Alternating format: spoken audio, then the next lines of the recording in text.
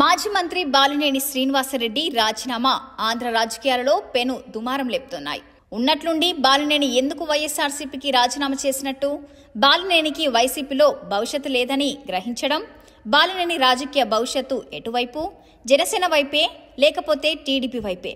బాలినేని ఇప్పుడు ఏ పార్టీలో చేరబోతున్నాడనేది hot topic అయింది. ఈ విషయాలేంటో ఈ వీడియోలో చూద్దాం. మాజీ మంత్రి బాలినేని శ్రీనివాసరెడ్డి రాజీనామా వైసీపీకి ఒక రకంగా షాకింగ్ న్యూస్ అని చెప్పాలి. ఎందుకంటే ఆయన వల్ల రాజకీయంగా జరిగే నష్టం కంటే వైసీపీ లీడర్స్ ను మానసికంగా దెబ్బతీసే అవకాశం ఉంది. ఎందుకంటే బాలినేని జగన్ కు దగ్గర బంధువు కావడమే ఇందుకు కారణం. బాలినేని శ్రీనివాసరెడ్డి రాజీనామాతో ఇప్పటికిప్పుడు జరిగే నష్టం అంటూ ఉండదు. అలాగే ఆయన చేరే పార్టీకి కూడా అదనపు ప్రయోజనాలు ఉండకపోవచ్చు. ఎందుకంటే బాలినేనిపై ఒంగోలు నియోజకవర్గం ప్రజల్లో అసంతృప్తి పెరగడానికి ఆయన వైఖరి కారణం. ఆయన 4 సార్లు ఎమ్మెల్యేగా గెలిచారు. ఆ 4 సార్లు గెలిచి కూడా బాలినేని శ్రీనివాసరెడ్డి సొంత బలంతో మాత్రం లేదు. కేవలం నాడు వైఎస్ తర్వాత జగన్ వేవ్లోనే ఆయన గెలవగలిగారనేది ఎవరూ కాదనలేని సత్యం. బాలినేని శ్రీనివాసరెడ్డి పార్టీని వీడటానికి అనేక కారణాలున్నాయి.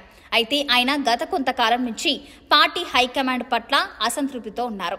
బాలినేని ఎప్పుడు ప్రజలకు అందుబాటులో ఉండారన్న ఆరోపణలున్నాయి. ఆయన ఎప్పుడు చెన్నై, హైదరాబాద్లోనే ఎక్కువగా ఉంటారనేది పేరుంది. ప్రజా సమస్యలను కూడా పట్టించుకోరన్న పేరుంది. అదే మొన్నటి ఎన్నికల్లో ఓటమికి ప్రధాన కారణంగా చెప్పుకోవాల్సి ఉంటుంది.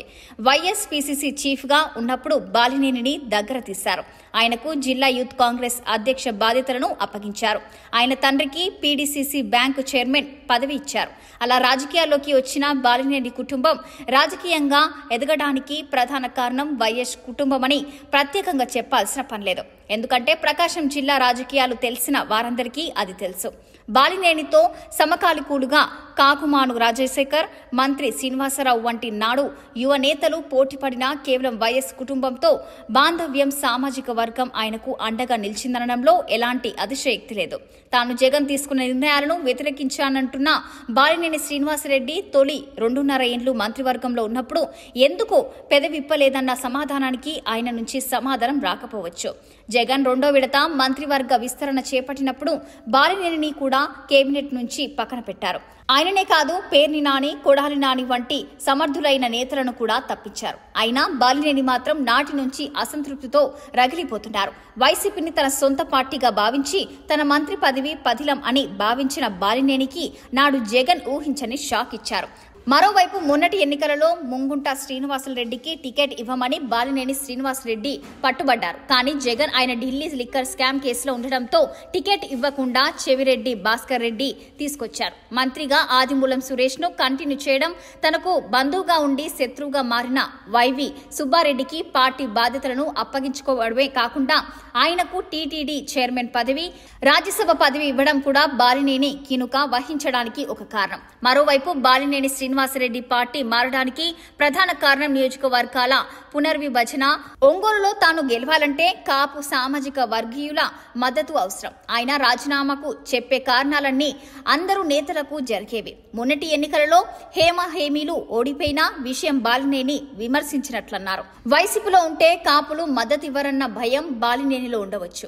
రానున్న ఎన్నికల్లో గెలవాలన్నా తాను జనసేనలో చేరడం ఉత్తమమని ఆయన భావించే ఈ రాజీనామా నిర్ణయం తీసుకుని ఉండొచ్చు. అందుకే బాలినేని నేడు జనసేన అధినేత పవన్ కళ్యాణ్ తో భేటీ అవుతున్నారు. జనసేనలో చేరి మరోసారి ఒంగోలు నుంచి ఎన్నికల్లో గెలవాలన్న ఆయన ఆకాంక్ష నెరవేరడానికే బాలినేని ఈ రాజీనామా అని చెప్పిక తప్పదు. కానీ అన్ని ఎన్నికల్లో ఒకేలా ఉండవు. ప్రజల అభిప్రాయాలు మారుతుంటాయి. పార్టీ మారిన నేతలను ప్రజలు ఎంత మేరకు ఆదర్శిస్తారన్నది పార్టీలో సీనియర్ నేతగా బాలినేనికి తెలియంది కాదు. కానీ రాజకీయాలు అంతే. పదవులు లేకపోతే ఉండలేరు.